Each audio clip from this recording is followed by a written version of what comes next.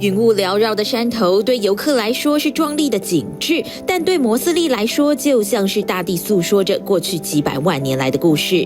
Caves are really unique places that are very well connected to the surface but also well protected from the surface. So this means they can store records of how the climate's changed in the past over millions of years. 摩斯利是奥地利因斯布鲁克大学的教授，研究的是冷门的古气候学，就是要从过去的经验来推断未来我们即将面对的气候环境。这些洞穴就像是地球的日记本，记载了很多有关气候的小秘密。Paleoclimatology is the study of climate change in the past. I'm looking for samples of calcite in the cave. So this is a mineral deposit that forms from water that enters a cave. And this brings with it a chemical signature of what the climate and the environment is doing on the surface. 地表的水慢慢往土地里渗透，形成层层叠叠的方解石。摩斯利就是利用方解石了解不同年份的气候变化。And this is a very nice example of a flowstone here on the floor. And then I take a sample of that to find out when in the past the climate has been warmer and wetter there.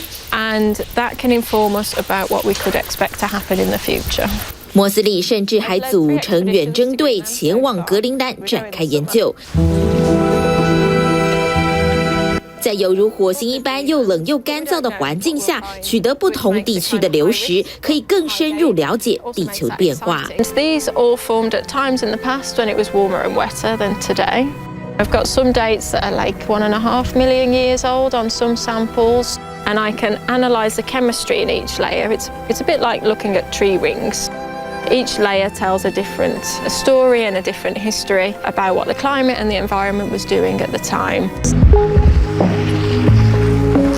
不只是高山上的岩层，皑皑的白雪也同样成为一种记录方式。So the black carbon that we see here in the snowpack came from these burnt trees all around us. And the burned woody debris, the burnt bark, the burnt needles, these black trees will continue to deposit that stuff on the snow for another 10 years.